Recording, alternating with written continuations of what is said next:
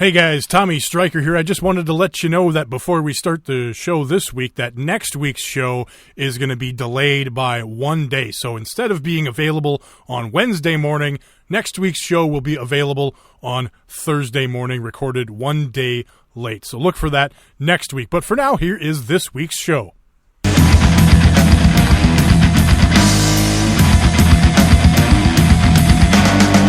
Welcome to the best pro wrestling podcast. Are you done playing Tickle Butt, huh? That's right, geeks. Dummy, yeah. This is my only pair of clothes. What is your submission hold? I'm not finished with you.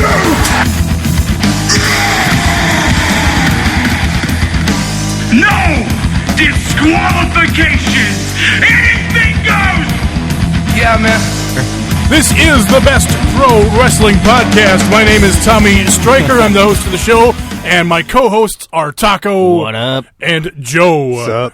I also host a podcast called Strong Honor, where I talk about Ring of Honor and New Japan. But we are going to talk a little bit about them today. But I'm going to go into further detail on New Japan and Ring of Honor on Strong Honor. I don't know if I'm going to record that later tonight or tomorrow, probably, something like that. You should just record it in the middle of this podcast. We have done that before, but no, we're not going to do that because there is so much to talk about. What a week it's been. So much to talk about. And, with Money in the Bank and Raw and Lucha Underground, New Japan had a show. Ring of Honor's building up to Best in the World coming up this Friday. We gotta break down that card. Mm-hmm. So there's a lot to get into. So let's get right into it with Monday Night Raw, shall we? Monday Night Raw.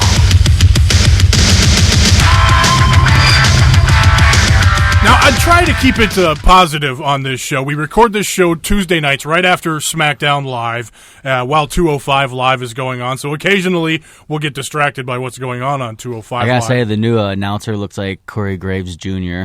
Nice. Just without the tattoos. All right.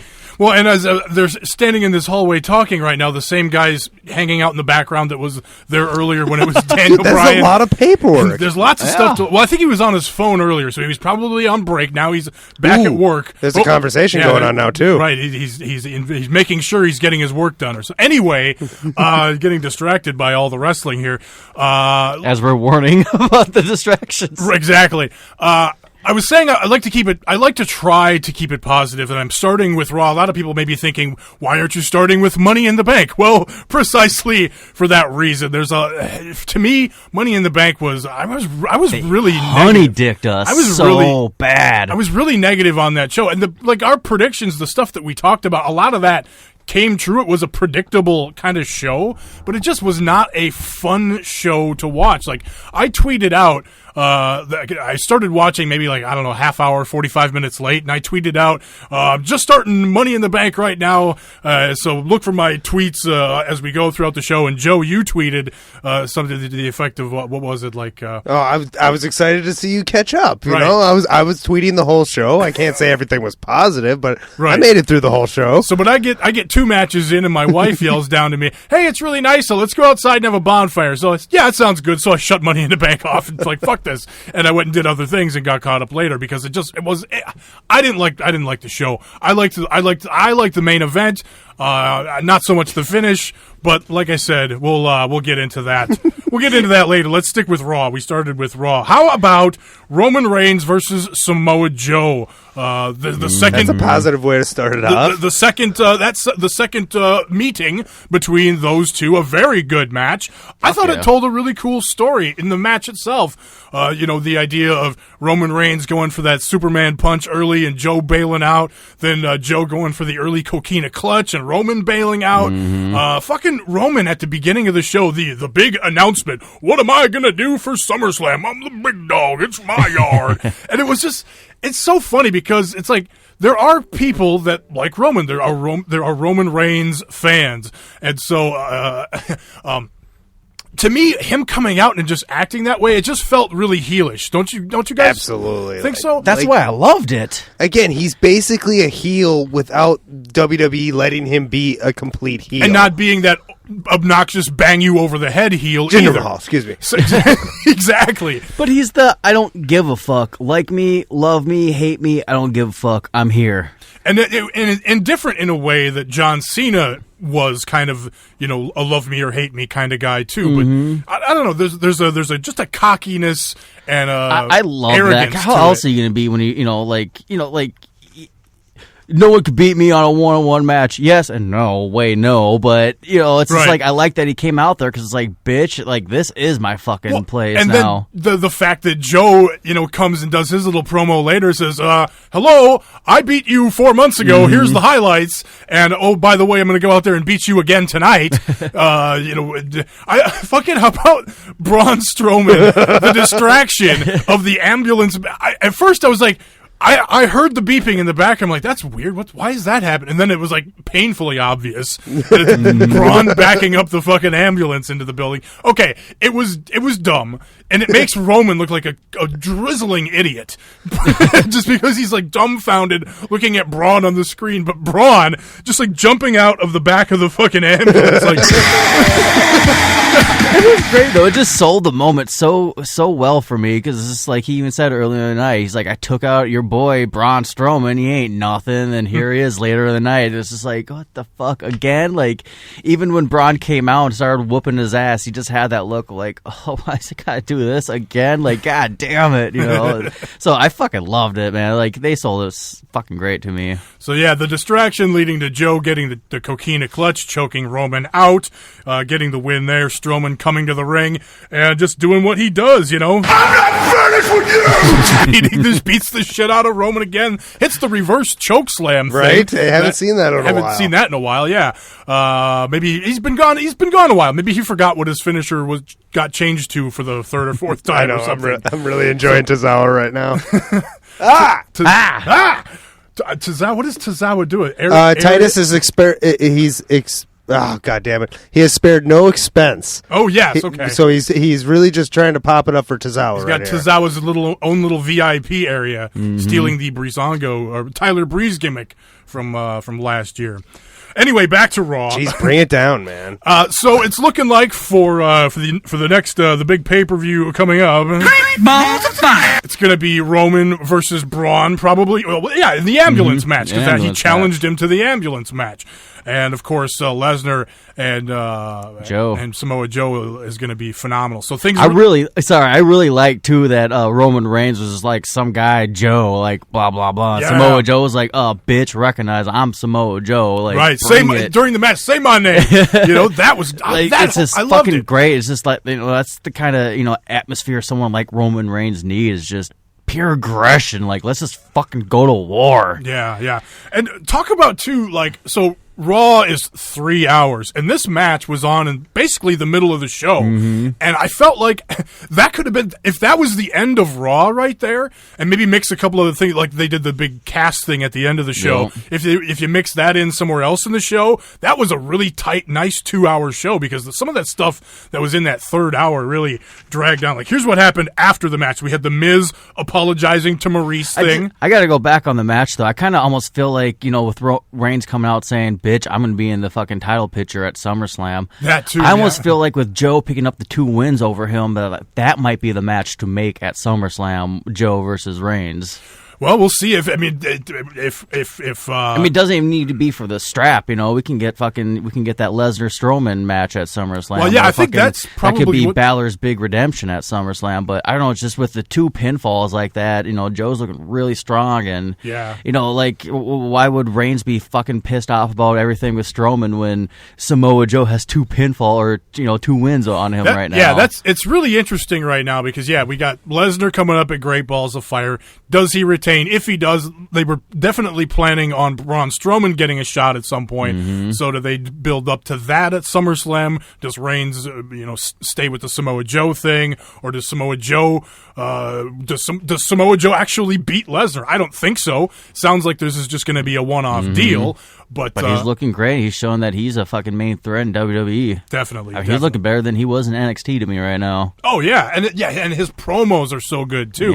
Those backstage interviews he's just killing it.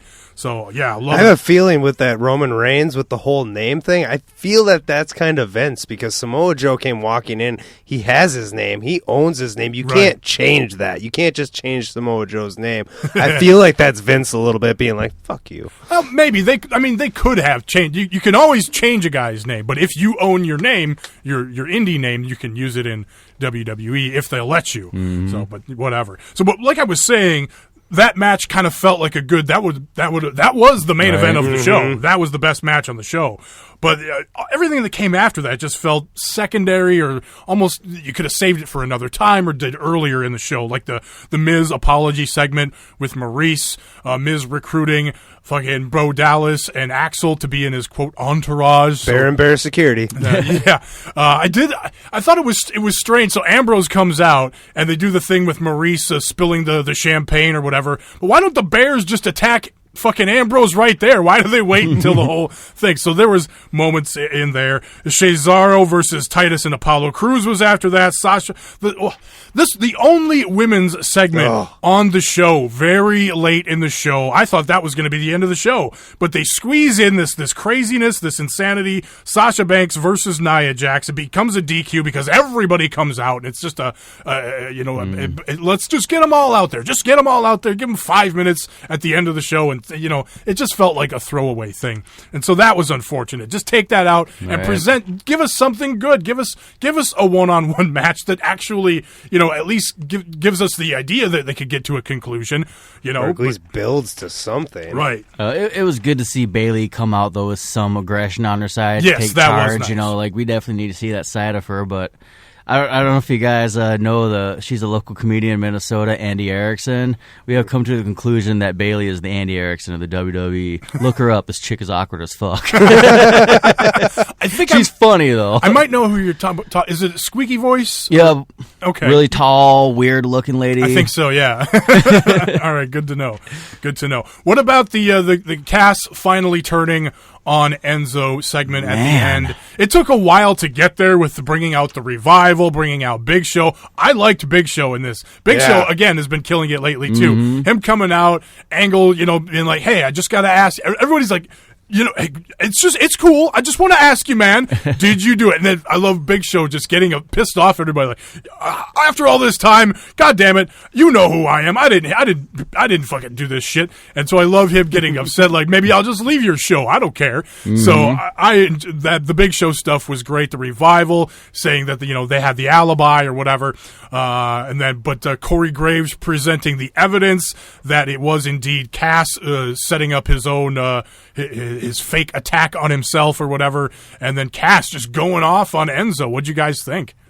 I love the promo. I felt like we waited too long for this payoff if it was Cass.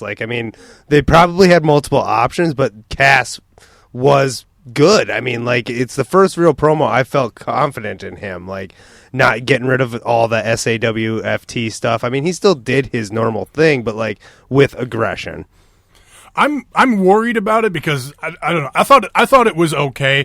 What stole the segment for me was Enzo fucking selling, crying and shit, selling shock, the tear in his eye. That was what stole that segment for me.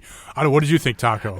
No, I totally dug on it. I can't say that I'm for the split though on them, because it's like, where the fuck do you go with both of them at this point? I don't know. It's just there's still there's money there on those guys. Their fucking merch is everywhere. They have umpteen million fucking shirts, it seems like, and merch on the shop website. So it's just kind of weird to split them up. But let's see some aggression out of Cass. Let's see what we can do, because he even said in the whole promo, he's like, you've always held me down. I want to see some championships. I'm bettering my career. Right. I don't need you around. So it's like, that was fucking awesome. That was straight fire. Right that was good. And he just made a great point. The same shit that everyone says on the internet. This whole week in wrestling was kind of really internet related too, going to Carmella's thing. Jump to Smackdown real quick, but that's why I really did like it, because he just brought out that realism of I'm sick of fucking this dead weight, dude. It's just but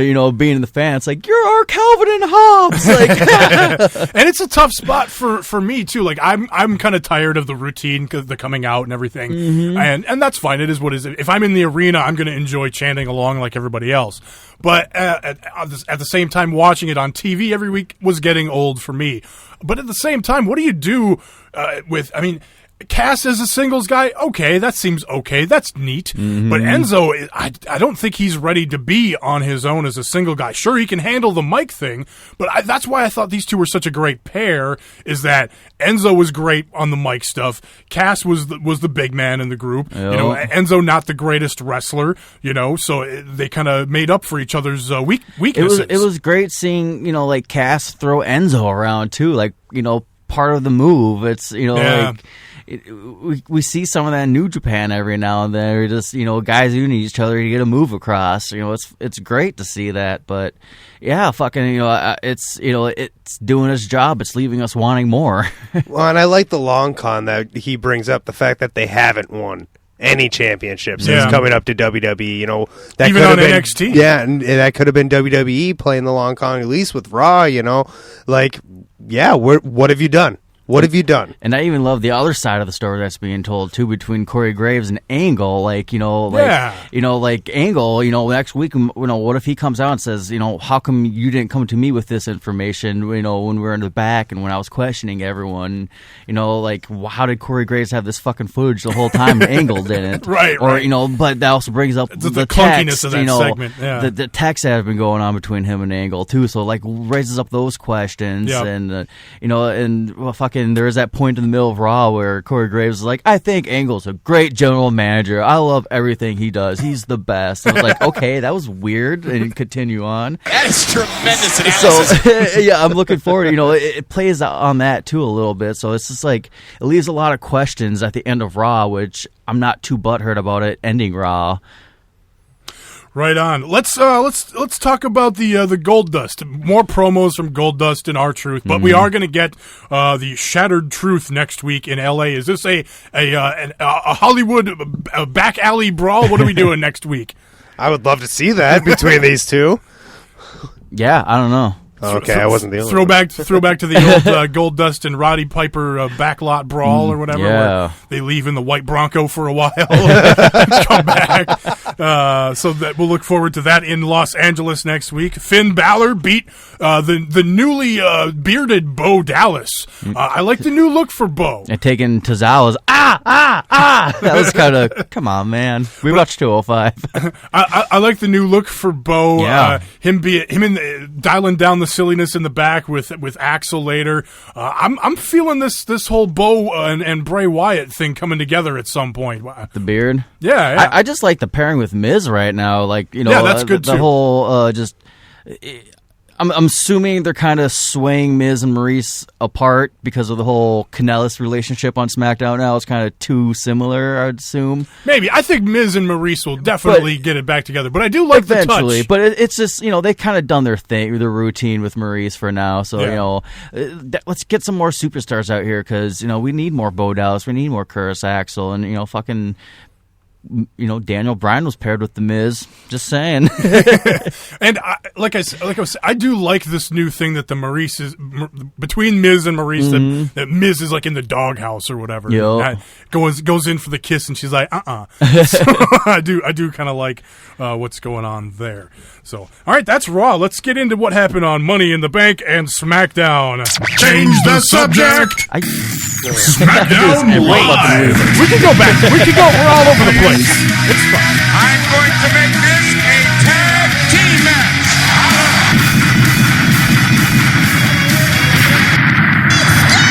Go ahead, Tom. Please. We really got to talk about the Titus brand because I'm fucking loving it. And he's getting like the biggest reaction for the cruiserweight. So listen to them. You're right.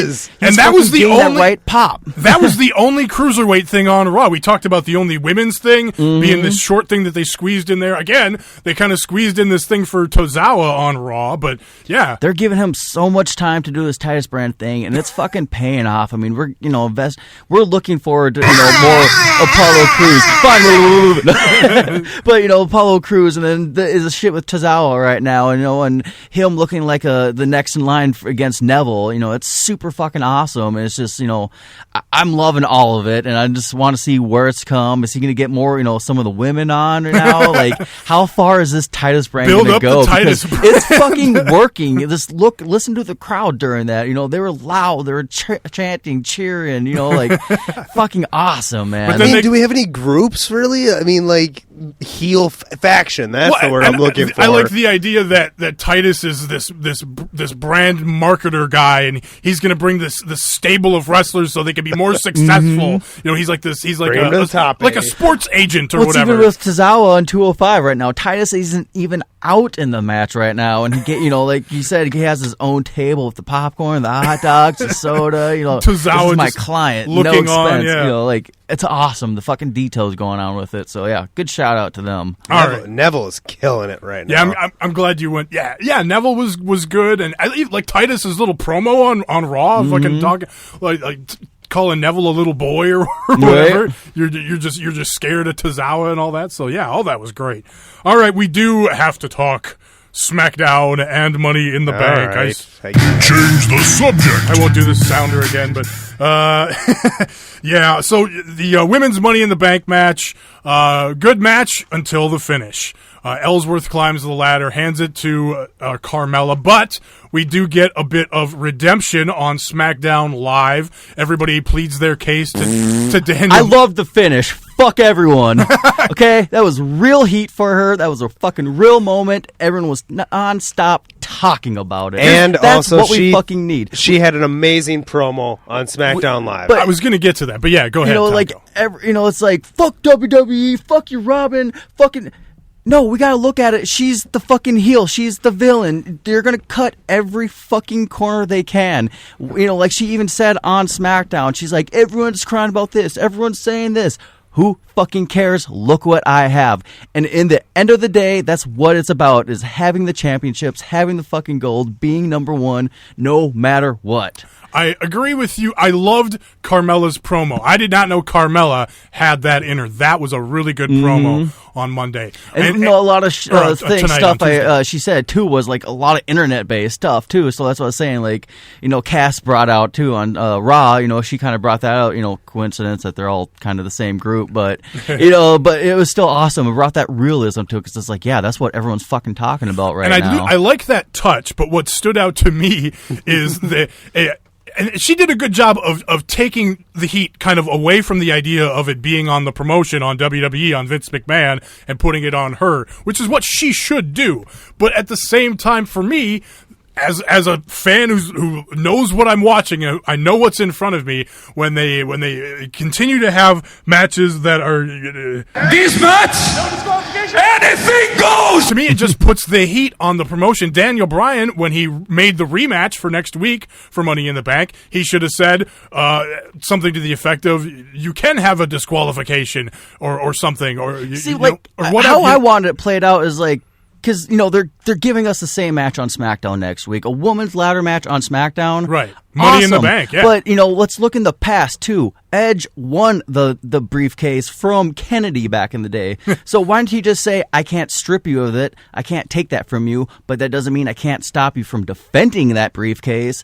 I felt that's the lines they should have been. They should have been putting her through fucking hell right now. Like, they did I can't even think of it right now. Like, just any, baby face that, has the championship, and, well, I guess, Daniel Bryan being the good guy or whatever, he can kind of reverse that, put her through hell, make her earn her way, put her in matches against Charlotte. Could have had a tournament, yeah. Nonstop. And, you fucking have Becky Lynch come out, whoop what's his face is fucking Ellsworth's ass, because he could fucking take it. Well, I liked Joe's idea of Daniel Bryan putting Ellsworth in a match. Yeah, anybody big enough to just squash the shit out of James Ellsworth. And then he worked the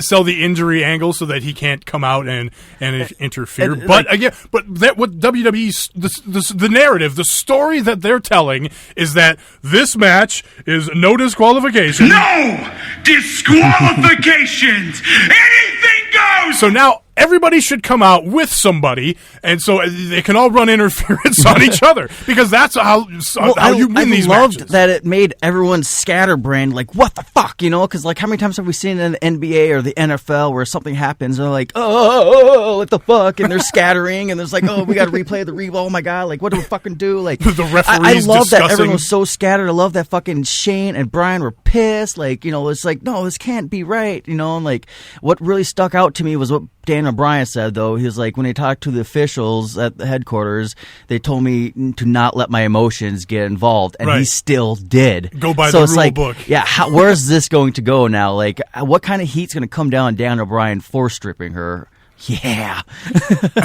I don't think he'll get any heat for it, because he it was should, though, because he's being, you know, biased, you know, like he's letting his emotions dictate him on this one. Like, I don't know, like he wasn't playing by the rule book. He was going by his rule book. Again, but like he said, though, Ellsworth was the first time ever that somebody else climbed the... Exactly, and everyone else is just mad that they didn't think of it first. I liked the crowd reaction at Money in the Bank when Ellsworth climbs the ladder. Everybody's like, oh, yes, this is amazing, this is hilarious. And Ellsworth takes down the thing. It looks like Ellsworth has won the women's Money in the Bank, and everybody is cheering. Then he drops the cage to Carmella. Like, oh, boo. It was such a good drop on her arms, too. That was perfect. It was just, I know, I fucking loved it, because it got everyone talking. Like, imagine if Carmella actually did climb up, like, and fucking just grab it and be like, yay, and then she would have came out on SmackDown and cut a promo about how fucking great she is, and it would have been fucking Baron Corbin with a briefcase. Like, look how interesting that was, yay. Yeah. You know, like, fucking, this is all anyone's been talking about, you know,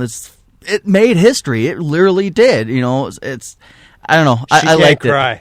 She can't cry. She's been trying this whole time. I love the controversy it's caused. It's great. It was a good moment. Like, I don't know. It's just, she's a heel. She needs that heat, and you know, it made her that next contender. Like, since the fucking draft, she's moving up those charts, man. I agree. She is good. I disagree with the premise that, you know, I think there should be more rules in these quote no rules matches or whatever. just because, like, it will. I don't know. There's better ways to get heat. To me, it puts the heat on the company. But let's move on to a different thing. New Day versus the Usos. Usos take a count out and walk away with the belts. Yay! The finishes on this show. See, that's worse. It is worse. Way worse. So much fucking way worse. Especially on a quote pay-per-view.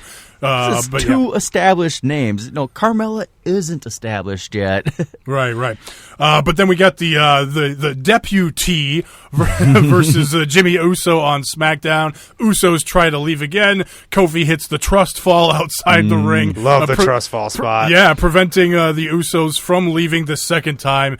And Big E gets the win with the big ending. So we're going to build up, obviously, to a rematch between these two, possibly at the next SmackDown pay-per-view. We were trying to look up the name for the next SmackDown pay-per-view earlier, and we came up with, what was it? Indian Burn, July 23rd. July 23rd. It's happening, people. Battleground, July 23rd. It's close. Is going to be where we're probably going to see Usos versus New Day again, if not before, because July 23rd is quite a ways away from now. Bringing up the tag team, I'm sad there was no Fashion Files tonight. But we got some on the pay-per-view. I need it every night. Well, let's since you brought it up, Breezango versus the Ascension. It was Fashion Vice this time, spoofing on Miami Vice. I like the fucking Fandango's Poly cell phone. Yes. And when the fax goes off, they get scared. They're trying to investigate who attacked Tyler Breeze. There's a mysterious VHS tape. They challenge to a... Where the hell did they get that TV with the VHS player in it? Right? There must have been a garage sale nearby or something, and somebody ends up being a smooth criminal or something in that bit. But then, Breezango defeated the Ascension with a roll up. Just a quick. I don't know. It could have been, like you said earlier when we were talking about this, just some local yokels or something, or even just a tag team that we know is well past their prime. Just bring somebody and just do something. But the Ascension. All right. Well, it's the thing. The guys who were screaming in the frickin' closet. For one of the well, that's the thing is, ever since being brought up, the Ascension have been treated like dorks. So what are you gonna do? You could have treated them better when SmackDown Live restarted, but nevertheless, it didn't happen. Lana versus Naomi for the championship. Naomi does tap out Lana with a submission. Lana doesn't know how to sell. She looks bad. It's not good wrestling. All right, I got to throw this out to you. She wrestles like a diva. Now that we've seen her wrestle once, would you take Eva Marie or would you take Lana? Boy, at least Eva Marie didn't wrestle. that was the gimmick. And so that was actually kind of fun. But what was infuriating was Naomi getting the win via the distraction off of Carmella. Right. It was like, and so Lana has the plausible deniability. And so she comes and challenges. So we're going to get Lana versus Naomi again next week. Leaning towards the positive side of things. At least SmackDown did a good job this week of booking things ahead of time, giving us things to look forward to next week. That being said, I don't know if I'm looking forward to a Lana Naomi rematch, but you got a championship match next week. I'm sure KO will do another open challenge. Then you got the fucking women's ladder match going on again. Like, right, it's a big show. Good SmackDown, man. Yeah. Maria and Mike Kanellis made their debut at Money in the Bank, and Power of Love. Oh man, yes, the Power of Love. I love the music. It's like 80s ballad, and then I'm just saying, the Power of Love. Fucking love it. The jury's. I'm glad you like it because it gives me something to look forward to with this. To me, it stinks of. Didn't they do this gimmick in TNA and fucking JBL hitting us over the head? It's Mark Kanellis. He took her last name, Michael. That's how it works. Sometimes you can take a lady's last name. His name's not Mike Bennett. It's Kanellis. It's less confusing if they have the same last name, Michael. So that was obnoxious. It's already getting heat just because of the whole last name thing. Right, so it's right. fucking awesome. I'm with Taco on this one. I watch most of my pay-per-views with my wife sitting there either reading a book or playing on her phone. God bless her. Oh man, it's so great. But she almost threw up watching this segment. Well, I guess that was the and it's not Mike. That was the intended result. I loved it. It's not necessarily Mike Bennett's like WWE debut. It's the return of Maria. Yeah, right. I feel like I'm gonna vomit. And fuck! I've been loving the tweets, the interaction between Maria and Carl Anderson.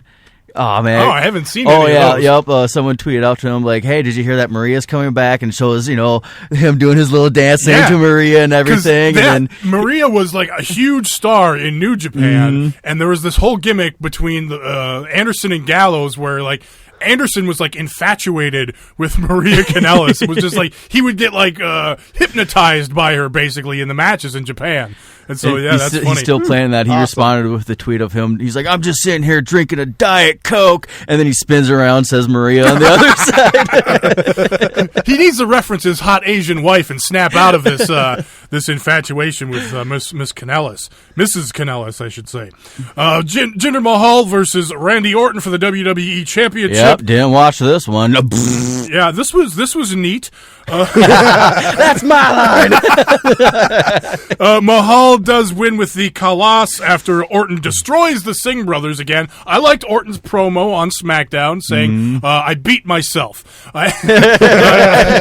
All night long. All night long. He got distracted by the Singh brothers. And that allowed the Jinder to hit the Kalash and get the win over Randy Orton. But I don't know where. I mean, we had the thing tonight on SmackDown with Mahal and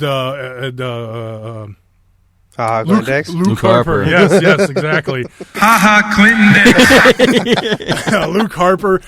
They had a decent little match. We had the distraction from Orton. It's good there. to see Harper out there. Yeah, I was really hoping for a Harper win there. Yeah. Somebody say something. It was a good distraction by fucking Corbin with the Money in the Bank. I'm surprised they didn't give him no time. Like, the fuck, man? Like, it was a big moment for him. He just fucking does a lap around the ring. he did the Undertaker sans motorcycle. I did, yeah, it was pretty good. But yeah, I liked Orton's blaming himself for the loss. I just beat myself. You're an expert with playing with yourself. Oh, that's awesome. That's him. That's the Randy Orton we need to see, though. Just the viciousness, the ruthless aggression. Chasing that title. Yeah, and coming out and attacking the Singh brothers again on Smackdown, hitting the RKO. I did like Corbin, though, walking around, though, saying, I'm in your head already. Yeah. Like, so it's, it's leaving something interesting there now. And Jinder is obnoxious and over the top, and I talk about how I despise that, but something just made me laugh when Orton's standing tall at the end of the segment on SmackDown, and Jinder is like cringing in the crowd or whatever. Cradling his belt. Yeah, I don't know. Something about that I enjoyed. Then there was the Money in the Bank ladder match itself. AJ Styles, Kevin Owens, Sami Zayn, Dolph Ziggler, Baron Corbin, and Shinsuke Nakamura. And Baron Corbin does get the win. We talked about that a little bit. But Corbin attacks Nakamura during his entrance. Kevin Owens, I like he's got the red and blue tape and kick pads now. Bit of a changed look. He avoids walking on his face, but ends up walking under a ladder on his entrance. So a bit of bad luck, a spot of bad luck for Kevin Owens. Zayn does the big press slam to Kevin Owens off the top of onto a ladder at ringside. I forgot to mention that Nakamura got carried to the back after the Corbin attack. So I was a little bit concerned and worried with Nakamura getting the Roman Reigns Royal Rumble treatment. Well, I was kind of nervous about it because there was just an article out, Daniel Bryan talking about Money in the Bank and how organized you have to be on the spots and setting it up and everything, and how Heath Slater was so fucking nervous to do it and how he kept forgetting his spots. And I kind of want to go back and rewatch this match now because he's like, if while you watch it, you could tell like he was forgetting a lot of shit in that match and it was really not good on his part. You mean Heath Slater's? He was forgetting a lot of the stuff during the Money in the Bank, and then Dan Bryan was talking about that. So it's like I kind of want to go back and see this, but so that's kind of what I was kind of nervous about because I went back to Talking Smack and listened to Shinsuke talk about the ladder matches and all that, and he's just like, "Oh, I was very nervous climbing the ladder. It's very tall. I've not done this before, and and it's just like I was just kind of like thinking about that. I was like, oh, maybe they're taking him out of the fucking match, like, oh no." Yeah, he was. I want to get back to the match itself, but on that Talking Smack, how great was that? They ask him about the opponents for Money in the Bank. What do you think of Kevin Owens? Oh, he talks too much. What do you think of Sami Zayn? He also talks too much. What do you think of Dolph Ziggler? Oh, I think he might end up in Japan very soon. Breaking news, Renee says. Right. So that was phenomenal. So I really enjoyed Shinsuke on Talking Smack. But yeah, it was smart because there's a lot of moving parts. You got to be in the right spot. And with Shinsuke not having that type of experience, just being a different, I thought it ended up being smart to get him out of the majority of the match, but then save some spots for him at the end. And made him look just fucking great, though. It didn't hurt him at all. The crowd popped huge when he came back, and that spot between him and AJ when they're both going for the ladder, and then they decide, okay, we're going to move this ladder off to the side and square off a bit. That was fucking hot. I just feel like the lead up to the AJ moment, though, just him fucking just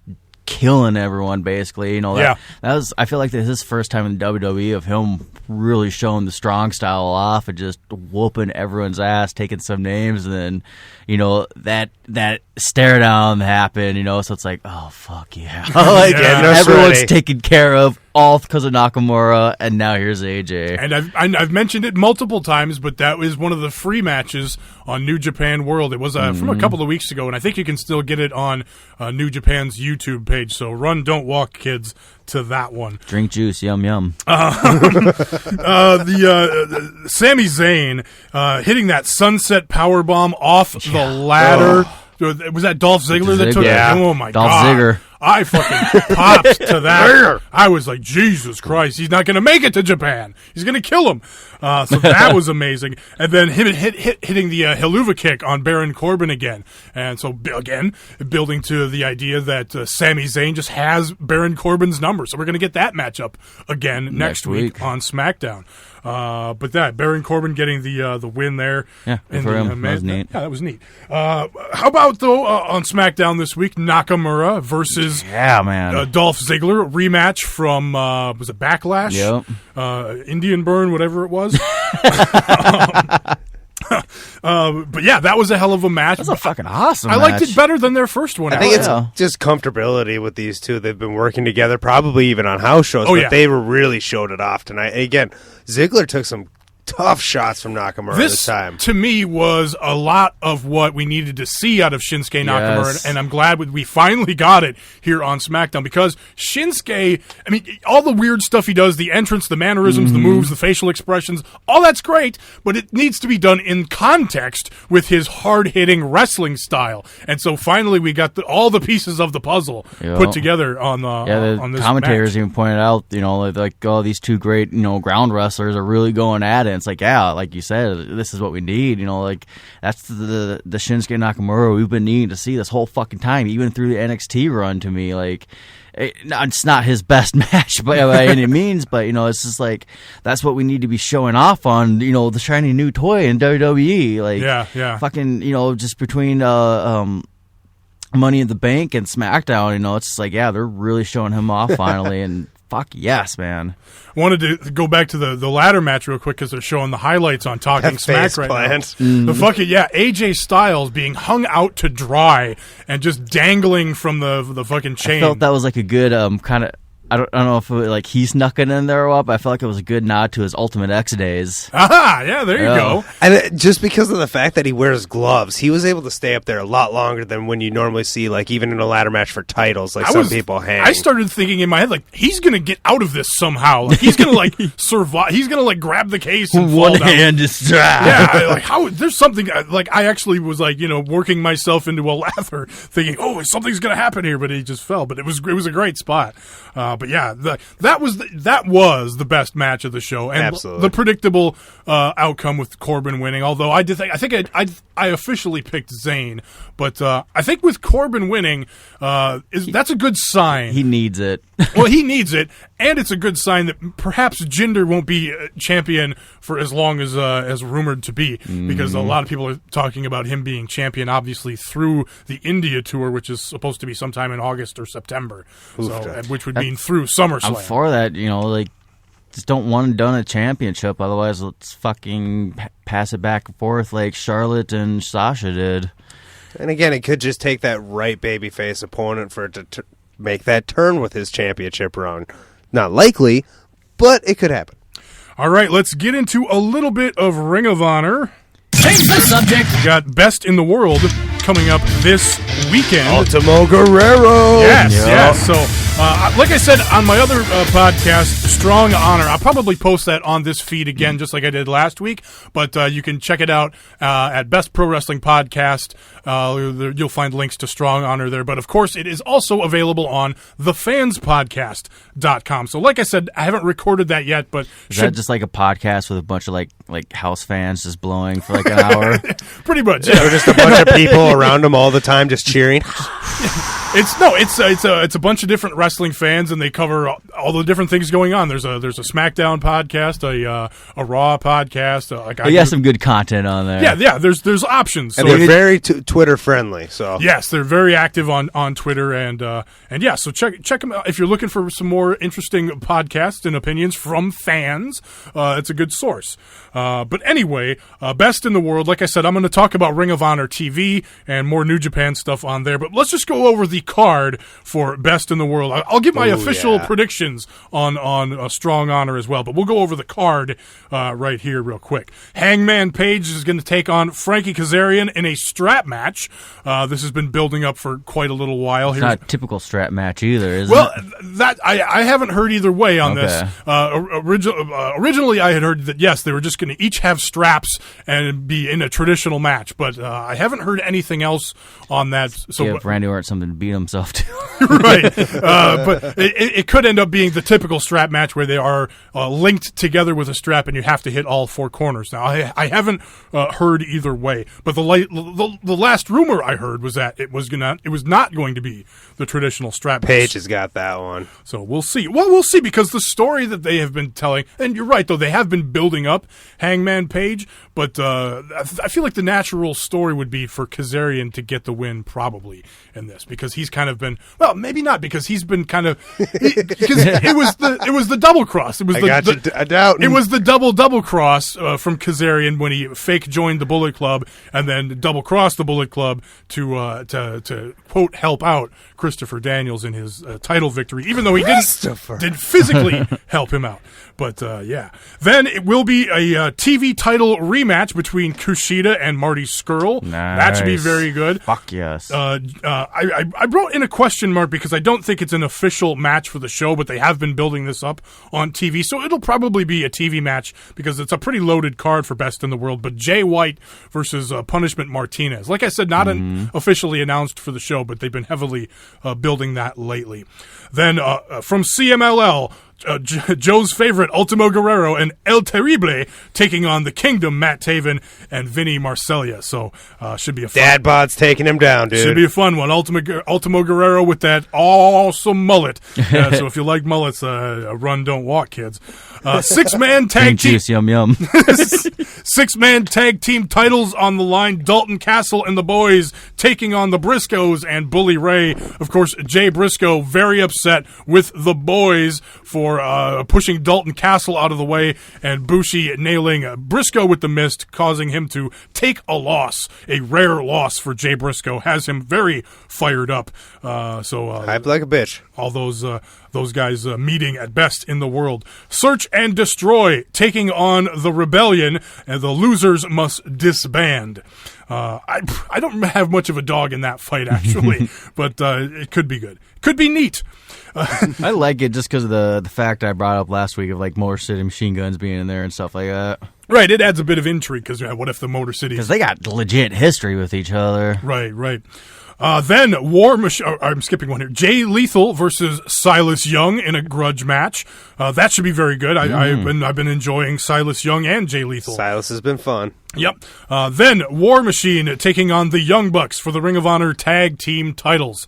This is very interesting stuff because with outcome here leading to what's happening on July 1st and 2nd between New Japan and War Machine getting their big rematch versus the Guerrillas of Destiny there. Does War Machine capture the Ring of Honor titles here? So interesting matchup either way. And plus, the Young Bucks putting on awesome matches. War Machine's been putting on really great matches lately, so this should be a really fun matchup. They've been on the House of Hardcore tour over in Australia right now. Nice. Just tons of clips of them just tearing it up through that country. Crikey. Yes. Australia's a country. The fuck do you think Australia is? I thought it was its own thing, continent. I guess it kind of is. Ha! Suck it! I don't know. Country. Geography, bitches. Then the main event, Cody _ Rhodes taking on Christopher Daniels for the Ring of Honor title. Lots of controversy here. People speculating, is Cody Rhodes going to be the Ring of Honor champion going into his title opportunity for the IWGP title against Kazuchika Okada on July 1st? So we will see. We will find out this Friday at Best in the World. Any other thoughts on the Best in the World card? I'm just sick of these people, because I know Cody started it, but I'm sick of seeing these people who think that he's actually going to win them both. He's going to beat Okada. That's part of the business, I love it. man. I think there's a legitimate chance he could end up Ring of Honor champion. I think it'd be a mistake, but I think there's absolutely no chance, zero chance. I'm saying it here. I'm going on the record. Zero chance that Cody Rhodes is the IWGP champion. Zero chance. All right, let's get into a little bit of New Japan. Change the subject. Two of the Arby's won today. King of Sport. New Japan Pro Wrestling.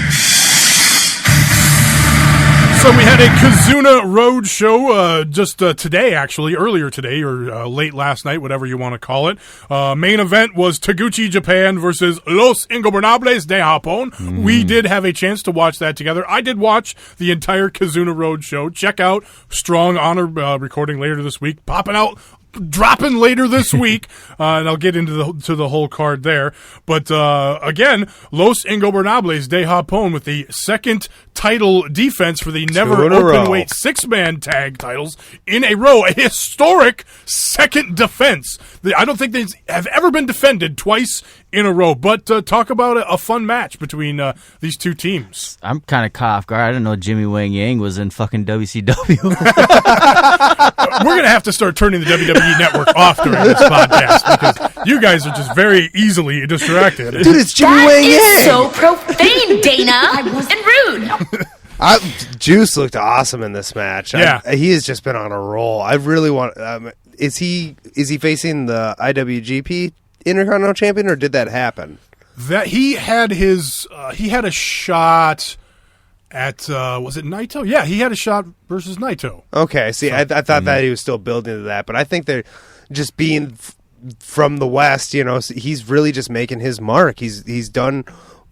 I mean, he's not to AJ Styles type level, but he's built his brand in Japan. And, yeah, he's looking good. And like you said, the way the match finishes, who was he? Was it Sonata? Sonata. I was going to say Bushi. Sonata. That Pussy.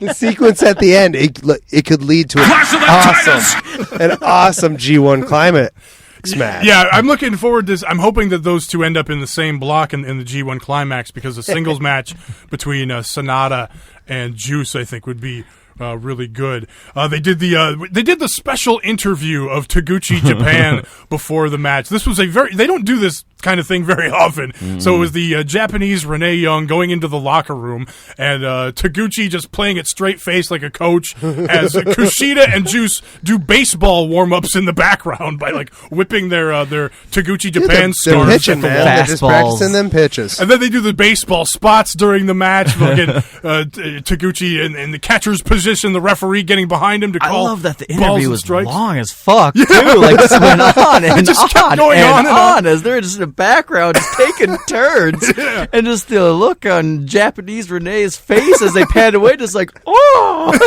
Yeah, it was pretty obnoxious. I didn't show it to you guys, but there was another interview with the Los Ingobernables guys where Sonata spoke softly because it looked like in the background Sonata might have been taking a nap. And also, Evil was there just lurking, just standing there, didn't say anything. He had the mask on, had the sickle, and just lurked. I like how in the match itself, Evil comes out, and I figured out why I don't like Evil's entrance. Evil comes out, and he has the big fake sickle, right? It is what it is. It should be a real sickle. That would make it slightly terrifying. Or it should be a creamsicle because those are so delicious. Yes, it should. I agree. But anyway, he's got that and the little laser pointers on his fingers. Now, I think what would make it cool is if he did like the same kind of routine with like his fingers, like did like some sort of elaborate dance. But no, he comes out and like a child just wiggles his fingers around. What do you want to come out doing some fucking Naomi glow shit? Hey, anything would be better than just wiggling your fingers like a 12-year-old with a laser pointer on your finger. So that's what bothers me. I got to throw a part of this out just for the fact that I wouldn't be surprised they don't want him shooting it into the crowd, into people's eyes. That could be. But I did like Taguchi poking fun at Evil because he had the light-up mohawk on his head. Yeah. So I thought that was a fun little element there. But yeah, a fun match, but Los Ingobernables does get the win. Let's talk the G1 Climax participants. For the G1 Climax 27, they did announce all the participants. We don't have blocks yet. We don't have who's facing who on what dates. That's going to be coming on the 26th and 27th. Next week, 2 more Kizuna Road shows before the G1 Special in the United States. 2 more big championship matches as well. It's going to be Minoru Suzuki defending the Never Openweight Championship versus Yoshihashi from Chaos. Nice. And it's going to be on the other show, Kushida defending the IWGP Junior title versus Bushi. And they've been obviously they built up to that after smug fucker. After the match, they just had Bushi, Bushi and the Los Ingobernables go off on Kushida, and everybody hits the mist and everything. So, and it was cool because it was going to hit the mist on Kushida, but the coach Taguchi comes in at the last second and saves Kushida. Sacrificed himself for the mist. Yes, what a great coach! Fantastic job. Okay, so but here's who we got in the G1 Climax: Hiroshi Tanahashi, former ace of New Japan, current IWGP Intercontinental Champion. Awesome. Togi Makabe, the Unchained Gorilla, also known as Scotty 2 Makabe. Michael Elgin, Big Mike. Kazuchika Okada, of course, current IWGP champion. Hirooki Goto, former Never Openweight champion.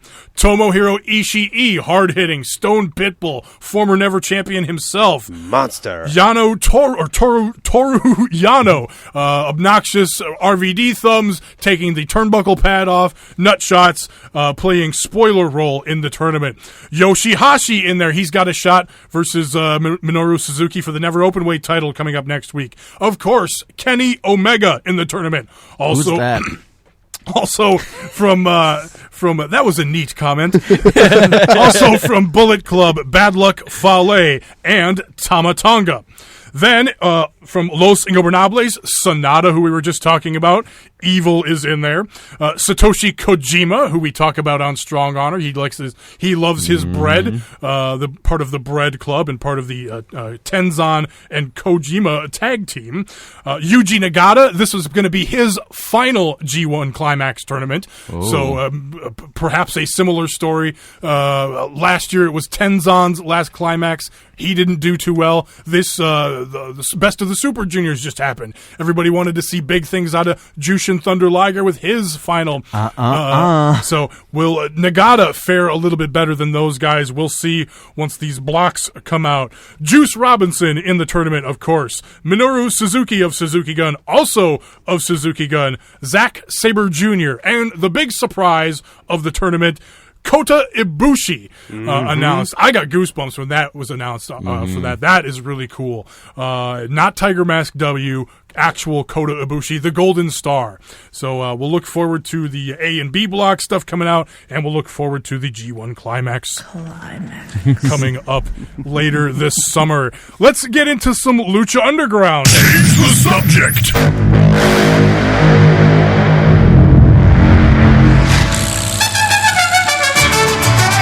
So we all filled out our Cueto Cup brackets, and we had the first round of the Group A brackets. Of course, Joe did fill his out, but he forgot his homework at home. My dad gave me homework, guys. Didn't eat it. I was too busy watching cars. Give Joe one of the blank ones. Maybe he can remember from memory here. But we did. Yeah, with that many. Started out with highlights of the Black Lotus. that many here. Started out. Well, it's just the Group A, so don't worry. Highlights of the Black Lotus triad breaking Pentagon Dark's arm. Pentagon Dark returns looking for Black Lotus. Dario hasn't seen her in months. Pentagon threatens to break Dario's arm. Dario decides to enter him into the tournament, and Pentagon says, "If I don't win the walk away with Aztec Gold, I'm going to come back and break your arm." Anyway. Now say it in Spanish. Yes. Well, Pentagon Dark, that's all he speaks is Spanish, I guess. So it was fine. Then we had an opening round, first round Cueto Cup match. Mala Suerte, member of the Rabbit Tribe, taking on Damac. Fun match. Big guys doing lucha. Suerte takes a big top rope move, jumps down, hits a senton. The crowd chants, "Holy shit!" Does a standing moonsault and exploder and a release German for near falls. Crazy match. Mac does get the win with the pounce and a stunner. So I did pick Mac to win there. So point for me. Pretty sure I had Mac. So you got Mac too. Taco, you got Mac. I did have Pentagon Dark for sure. Okay. Cage in the back is lifting weights and admires his iron glove that it sparkles with electricity as he lifts weights with this thing on. Dario comes in. Himself with that glove. Dario comes in and tells him to meet with Lawrence Delgato, a powerful Boyle Heights politician and gives him the address. Then it was Arhennis versus Pentagon Dark, the surprise return to the temple for Pentagon Dark. Pentagon does get the win with the package pile driver after the crowd chants, break his arm, and Pentagon obliges. So I also had Pentagon moving on, so another point for me. Points. Tejano took on Famous B. Famous B does a fake Texas accent and says he wants to represent Tejano and be his manager. He attempts to lay down for Tejano, and Tejano has not having it. He beats him with a power bomb and gets the win the old-fashioned way. And after Famous B's lady friend is a bit enamored with Tejano, but I actually had Famous B getting like a surprise win there, so I had no points for me on that one. I had Texano because of his name. I had Tejano as well, and I like Texano. Bridget B's ass slap at the end of it too. That was so funny. He was just like looking at her like, "What the." That's what you doing. Yeah, fucking Tejano was like, yeah, baby. So, yeah, I liked that. Then it was, we had a video package showing Rey Mysterio Jr. and Johnny Mundo training for their upcoming match. Then it was Drago, the recently turned Drago, Aerostar versus Aerostar, his former Trio's tag team partner, who he just beat. I forgot to mention that last week when Drago turned, and that it was for the Trio's titles. So I thought you did. I don't remember. I thought it was so fucking long ago. I thought I forgot to mention that it was for the titles. So Drago, not only switching teams, but keeping the title, still a champ for his new team. Nice. But it was Drago versus Aerostar. I thought Aerostar would get a revenge win here, but nevertheless, it was Drago getting the win in this match. I'm pretty sure I had Aerostar. Yeah, that's what I went Drago just because he's been, because he's kind of the top guy of the group right now. And they're telling a good story with him, with the whole Cobra Moon controversy going on, with her basically forcing him to be part of her weird tribe. Or probably whatever. One of the most intricate gears I've ever seen before. Yeah. He was actually at that WrestlePalooza a couple weeks ago. My girlfriend thought that was a rat tail on his hanging from his head. Nice. Then at the end of the show, Cage enters City Hall and talks with Lawrence Delgado. He says your days of lifting weights and drinking protein shakes are over, and soon you will work for me. Cage defiantly slams Delgado into the wall and says, I don't know what came over me. Delgado says, you're still thinking like a man. Then Cage punches his head in, smashing his brains, and says, I'm not a man. I'm not a man. I'm a machine. So yeah, smashes the guy's head in. There's blood everywhere. He steps on the guy's eyeball on the floor on the way out. Straight up murder. Let's talk about our brackets a little bit here and who we got going to the Final Four and whatnot. I got Pentagon going in Group A. Who do you guys got in A? I actually got Tejano going all the way. Nice. Pentagon is what I can remember. I'm not going to remember the rest. I got Mil Muertes. Let's go to Group B, actually. I got Cage going all the way in Group B. That's the reason why I have Tejano is Cage. I have going to that one, so it'd be kind of cool to see a little rematch spark up there. That's a good one. I like that. In Group C, I got Mil Muertes going all the way. That's a good pick. I have no idea who my name's Joe. I'm putting my bracket together right now. Just give me all your answers. I'm just trying I am trying my best to remember. You guys, that's a lot of names there I'm trying to remember. Just bring the homework next week. Just go ahead, watch Cars 2 and 3. We'll give we'll give Joe special attention next week. He can go over his brackets. Special. But yeah, I got Mill going in C. Who did you have, Taco? I have Mertes as well. Okay, cool. And then in Group D, I got Prince Puma going all the way. I actually have Fox. Nice. Nice. Dante Fox. I forget, what is Dante Fox's He's the deal? Fucking army guy that came, the surprise buddy or whatever. Right. And it was him and Killshot that were kind of at each other. Killshot the cigar guy? No, that was Big Rick. Oh, okay. So I actually have it going down between Sexy Star and Fox Fox winning over Sexy Star. Okay. Any ideas on who the question marks are facing Son of Havoc in the first round of Group D? Any speculation? We don't look at spoilers here. So I thought Ivelisse might be a good one there. Which would be really bad for my bracket in that sense. I had because of the history between Son of Havoc and Ivelisse and them teaming up and being a couple and breaking up and whatnot. Any other thoughts on who that might be there? Because, Joe, you got the question marks going a couple rounds. I got at least going to, what is that, semi? Yeah, semifinals. I wouldn't be mad at Ivelisse having a little run there in the Cueto Cup. If it gets down to it, I wouldn't even mind seeing an Ivelisse Sexy Star match. I just don't need to see men beating on women again. I hear That's that. neat. I hear that. All right, don't watch it. So in the for my finals, I got Pentagon versus Puma, and I got Puma winning the whole thing. So what are you looking at there, Todd? I have it going down between Tejano and Cage for Cage winning it. Nice. I kind of got nervous. I fucking went too deep. Okay, who's feuding with who and who's in what storyline, doing what? Well, they're definitely there's this going on, but who needs this? There's a ton of different options, and I don't even watch. Right. But I feel like Cage and Tejano going back at it again to kind of, what got Cage that power glove in the first place, beating Tejano. So it'd be kind of interesting to see that kind of wrap up again. Not that anything's going on, but to see that kind of come back to fruition just for a Cueto. Great analysis. I like that story, and the build up of Cage with the gauntlet, becoming a machine or whatever. Mm-hmm. Joe, do you remember who you had going all the way? I really feel like I had Pentagon Dark versus Prince Puma. And who did you have in win? Pentagon Dark. You had Pentagon Dark win. Just to get into revenge, because didn't Puma beat Pentagon Dark, putting him out? He wasn't the one that put him out, right? No, it was Black Lotus the Black Lotus triad broke Pentagon's arm, and that's why Pentagon came back looking for Black Lotus. That's kind of why I try to stay away from those kind of pairings of Puma and Pentagon, because it's just those are their top dogs right now.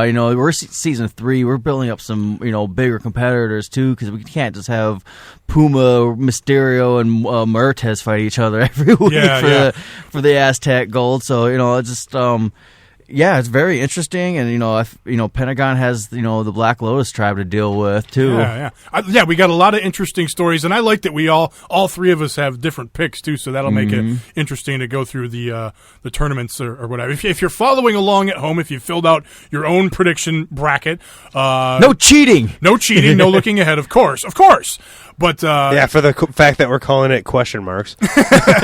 But 1 point for first round matches, 2 for second round, and so on and so forth. And then we'll see who has the most points at the end of it. It's Del Rio. Just kidding. I don't know. I hope it's not. It could be. All right, let's get into some NXT, shall we? Change the subject. NXT.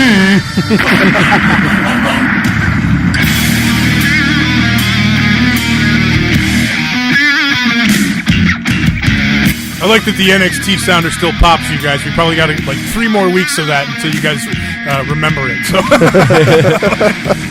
it opened up with Drew McIntyre taking on Rob Rison. McIntyre winning with the Yakuza kick. I feel like between the Yakuza kick, the Helluva kick, Roderick Strong with his sick kick, there's a lot of kick finishers out there. In wrestling right now, there's way too many fucking super kick. Kluva kick. Tommy End even has that. I'm not completely mad at it. I do enjoy a good kick to the face. Drew McIntyre kicks Rison in the face when he mouths off, and works a heel pace in the match. So Drew McIntyre definitely feels like he's going to be a heel in here. But again, a popular figure and a nice top guy for NXT. We're going to get Ember Moon versus Peyton Royce this week on NXT. Aleister Black, we had a nice highlight video from him. Authors of Pain versus Harry Dominguez and his partner.